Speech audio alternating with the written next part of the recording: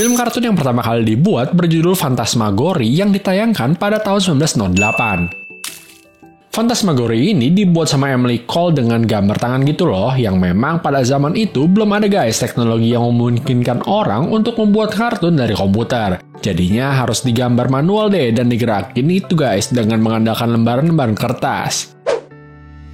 Setelah kartun pertama itu, orang-orang berasumsi kalau film jenis ini dibuat untuk anak-anak karena kebanyakan cerita yang diambil itu ringan-ringan dan masih cocok nih untuk dilihat sama semua umur meskipun pada zaman itu sih sensor film masih pada dilonggar guys. Makanya gak heran deh kalau ada film-film kartun zaman itu tuh yang katanya bisa ditonton sama anak-anak tapi rada-rada gimana gitu isinya.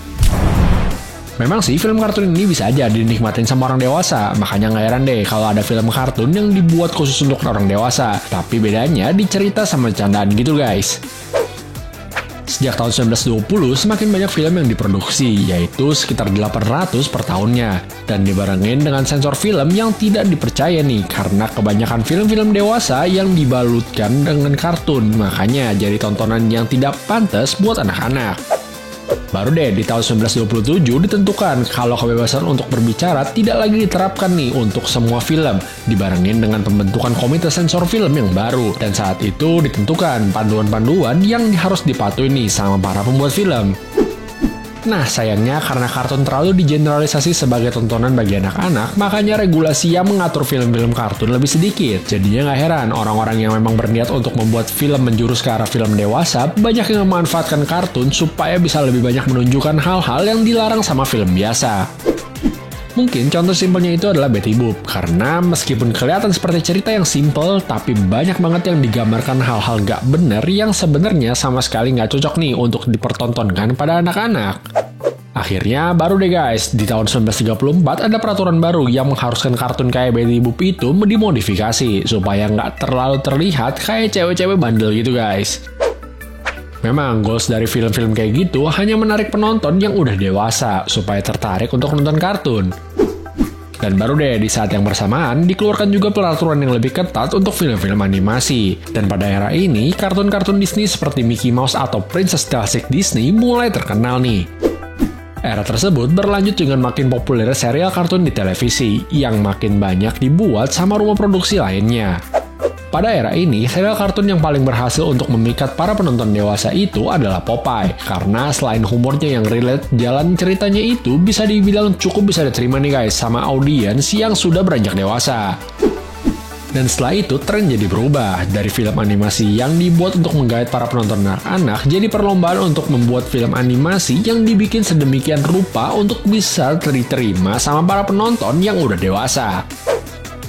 Menurut sejarah sendiri, masa keemasan animasi di Amerika itu di tahun 1928 dan makin menurun hingga ke tahun 1972. Pada masa itu, para rumah produksi yang tadinya berusaha untuk membuat film kartun yang menargetkan orang dewasa, makin lama tuh makin menurun jumlahnya memang. Pada tahun 80-an, memang kartun pernah nih guys dicoba untuk dibuat dengan target pasar berfokus pada anak-anak. Namun pada era tersebut masih aja tuh ada kartun-kartun yang dibuat untuk target pasar sebagai orang-orang dewasa. Dan berdasarkan data sih, penonton kartun yang targetnya itu orang dewasa malah lebih banyak. Maka dari itu, kartun-kartun akhirnya tuh beralih mengganti target pasar mereka untuk orang-orang dewasa. Hingga sekarang ini, meskipun kalau dilihat dari jumlahnya udah nggak sebanyak yang dulu. Kesuksesan kartun untuk orang dewasa pada era sekarang ini dimulai dari The Simpsons yang bukan cuma berhasil mendapat jumlah penonton yang sangat banyak, tapi mendapatkan banyak banget penghargaan. Target pasar dari kartun kayak gitu tuh sebenarnya adalah biasanya jadi tontonan orang-orang dewasa ketika mereka lagi makan atau santai-santai gitu guys.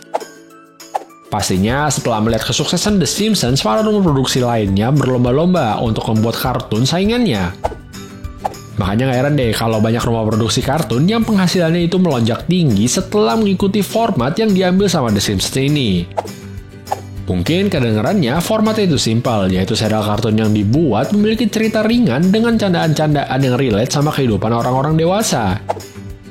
Tujuannya sih simpel, untuk ketika orang itu nonton bakalan notice deh guys ketika ada candaan-candaan yang disebutin sama kartun tersebut. Salah satu contohnya mungkin dengan memparodikan hal-hal yang ada di dunia nyata seperti The Simpsons yang beberapa kali memunculkan Donald Trump. Nah, makanya kalian jangan heran ya guys kalau film-film kartun itu banyak yang dinilai kurang cocok untuk anak-anak.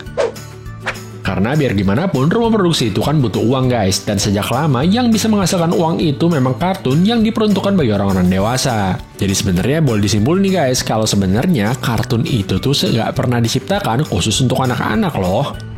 Ya udah, segitu dulu aja guys video kali ini. Jangan lupa juga dong buat like dan share video ini kalau kalian suka, sama jangan ketinggalan di subscribe channel ini ya.